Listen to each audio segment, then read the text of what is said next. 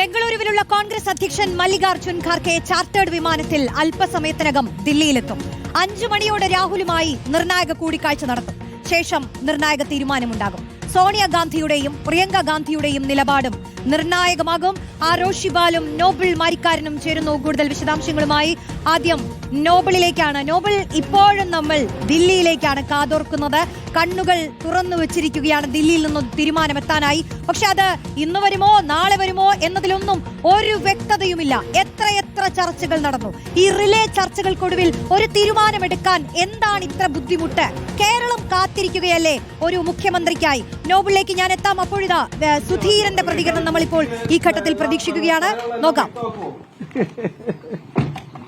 നിങ്ങൾ ആഘോഷിക്കുകയാണുള്ളത്.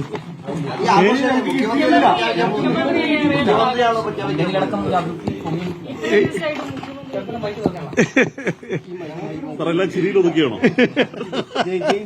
അല്ല, നമുക്കൊരു കാര്യം ചെയ്യാം. ഇതെല്ലാം കണ്ടു കഴിഞ്ഞ ശേഷം കാണാം. ഏത് അല്ല, ഞാൻ പറയും കണ്ടു കഴിഞ്ഞതിന് ശേഷം കാണാം. സാറേ, ജനവികാരം ഉൾക്കൊണ്ടുള്ള ഒരു തീരുമാനമായിരിക്കും. അല്ല, നിങ്ങളൊക്കെ ഊണ് കഴിച്ചോ? ആണ് അറിയില്ല. Okay, thank you.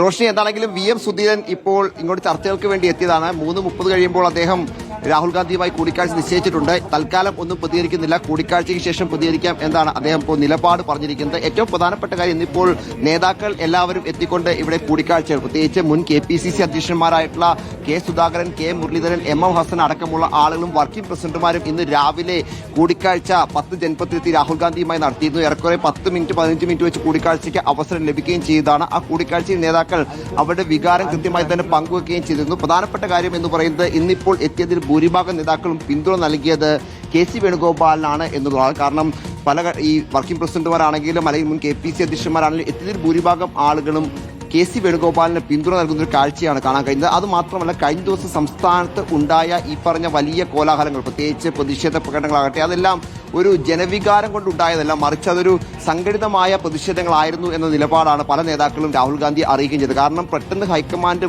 ഈ പറഞ്ഞ പ്രതിഷേധങ്ങൾ അവസാനിപ്പിക്കണമെന്ന് പറഞ്ഞപ്പോൾ സ്വിച്ചിട്ട പോലെ പ്രതിഷേധങ്ങൾ നിന്നു. സ്വാഭാവികമായ ഒരു ജനകീയ പ്രതിഷേധമാണെങ്കിൽ ഒരു കാരണവശാലും അത്തരത്തിൽ ഒരു ഹൈക്കമാൻഡ് നൽകിയ നിർദ്ദേശപ്രകാരം അവസാനിക്കേണ്ടതല്ല. അതിലേക്ക് ഒരു ആസൂത്രിതമായ നീക്കമുണ്ട് എന്താണ്, പ്രത്യേകിച്ച് ഹൈക്കമാൻഡ് നീക്കങ്ങളെ സമ്മർദ്ദത്തിലാക്കുന്നതിന്റെ ഭാഗമായാണ് അങ്ങനെ ഒരു ചില പ്രതിഷേധങ്ങൾ ഉണ്ടായതെന്നൊക്കെയാണ് എന്താണെങ്കിലും വിമർശനം ഉണ്ടായത്. പ്രധാനപ്പെട്ട കാര്യം, ഇനി വൈകിട്ട് മല്ലികാർജുൻ ഖാർഗെയും രാഹുൽ ഗാന്ധിയും പ്രത്യേകം കൂടിക്കാഴ്ച നടത്തുന്നുണ്ട്. രാഹുൽ ഗാന്ധിയെ ഇതിൽ കൂടിക്കാഴ്ച, പ്രത്യേകിച്ച് ഇന്നിപ്പോൾ മല്ലികാർജുൻ ഖാർഗെ ബംഗളൂരായിരുന്നു ഉണ്ടായിരുന്നത്. അദ്ദേഹം പ്രത്യേക ചാർട്ടേഡ് വിമാനത്തിൽ 3:30 ദില്ലി ലാൻഡ് ചെയ്യുകയാണ്. അതിനുശേഷം നടക്കുന്ന ആ കൂടിക്കാഴ്ചയിലായിരിക്കും ഏറ്റവും നിർണായകമായ തീരുമാനം എന്താണെങ്കിലും ഉണ്ടാകാൻ പോകുക. ഭൂരിഭാഗം ആളുകളെ MLA-മാരുടെ പിന്തുണ KC വേണുഗോപാലിന്, MP-മാരുടെ പിന്തുണ KC വേണുഗോപാലിന്, ഇന്നിപ്പോൾ എത്തിയ മുതിർന്ന നേതാക്കൾ അടക്കമുള്ള ആളുകളുടെ പിന്തുണ KC വേണുഗോപാലിന്. സ്വാഭാവികമായും KC വേണുഗോപാലിന് അധിക പിന്തുണ ഉണ്ടെങ്കിലും VD സതീശന്റെ ജനവികാരം ജനപിന്തുണ അടക്കമുള്ള കാര്യങ്ങൾ ഹൈക്കമാൻഡ് തള്ളിക്കളയുന്നത്. പ്രത്യേകിച്ച് മലബാർ മേഖലയിലൊക്കെ വലിയ ഒരു മുന്നേറ്റം ഉണ്ടാക്കാൻ കഴിഞ്ഞിട്ടുണ്ട് എന്നതാണ്. കഴിഞ്ഞൊരു വികാരം VD സതീശന് അനുകൂലമായി ഉണ്ട് എന്നതാണ് നേരത്തെ തന്നെ വിലയിരുത്തപ്പെടുന്നത്. പ്രിയങ്ക ഗാന്ധി അടക്കമുള്ള ആളുകളും ഈ ജനവികാരത്തെ